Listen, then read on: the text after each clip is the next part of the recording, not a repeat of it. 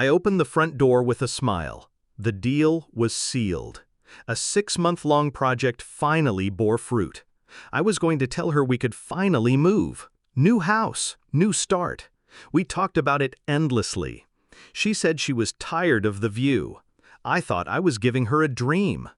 I wasn't ready for the nightmare waiting behind it. Her keys were on the counter, his shoes by the stairs. Our neighbor, Jason, the guy who waved at me every morning with a coffee cup in hand like we were friends. Voices upstairs. Hers, breathy. His, low. The laughter, intimate. My feet moved before my mind did. I stood outside the bedroom door. It was open just enough. I looked. She wasn't mine anymore. I didn't scream. I didn't walk in. I left, quietly. And something inside me shattered, not with noise, but with silence. That kind of silence where a man rewrites himself. I met Zara in college. She was bold, magnetic, impossible to ignore. I fell fast. She said she loved how grounded I was. I believed her. We built a life on routine, trust, Sunday brunches, and late-night movie marathons. She used to curl up beside me, whispering, "We're forever." I was building an empire, and I thought she was my queen. Turns out, she was just visiting my kingdom, and she found my neighbor's backyard more interesting. After that night, I acted normal, like nothing happened. I had one rule: no confrontation until the revenge is perfect. I moved back into the guest house on our property under the pretense of renovations. Told her I needed space to focus on work. She smiled, kissed my cheek, and said she understood. The same lips that kissed him. I played the role of the distracted husband, buried in business. She bought it. Jason was still smiling across the fence, so I started watching. Hidden cameras. One in the bedroom smoke detector, one in the living room clock, one in the garage. I recorded everything.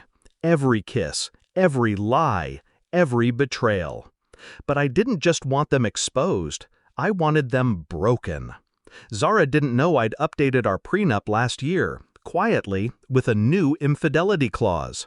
She also didn't know I owned 70% of her boutique business. I'd helped her start it, funded it, but the paperwork? Mine. Jason had a wife, sweet woman, Emily. She taught piano. We barely spoke beyond polite nods. But I reached out. I showed her the footage. She cried for 10 minutes straight, then looked up and asked, "What do we do?" I said, "We take back our lives, piece by piece." Emily filed first, divorce, no warning. Jason was blindsided. She leaked footage to his workplace anonymously. Turns out his company didn't like employees who screwed married women, especially in company polo shirts. He lost his job. I waited 2 more weeks. Then I struck. I invited Zara to dinner. Candlelight, just like old times. She thought it was reconciliation. She even wore that red dress, the one I bought her on our anniversary. I slid a folder across the table. Bank statements, pictures, lawyer letters, her signature on the updated prenup.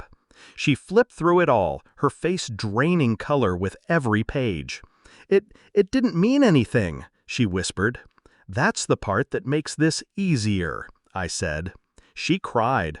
I didn't. The next day, I froze our joint accounts. I gave her 24 hours to vacate the house.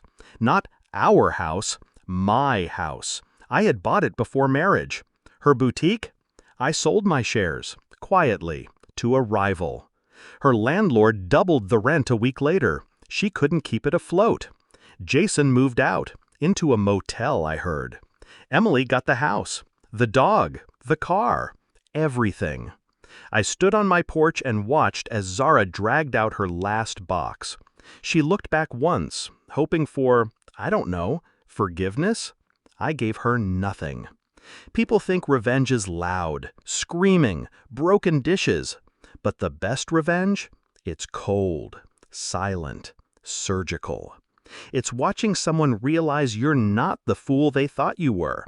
It's taking everything back and leaving them with the echo of what they lost. It's been 6 months. Jason moved out of state. Zara's living in a shared apartment downtown, working a retail job. The boutique? Gone. Emily's thriving. We still talk, sometimes over coffee. We laugh more now. As for me, I'm still building, still rising, but wiser, sharper, unforgiving. They say betrayal changes you. They're right. It made me colder, quieter, and far more dangerous. I don't miss her, not even the good days, because now I know those good days were just set up. The real story was waiting in the shadows, and when it stepped into the light, so did I.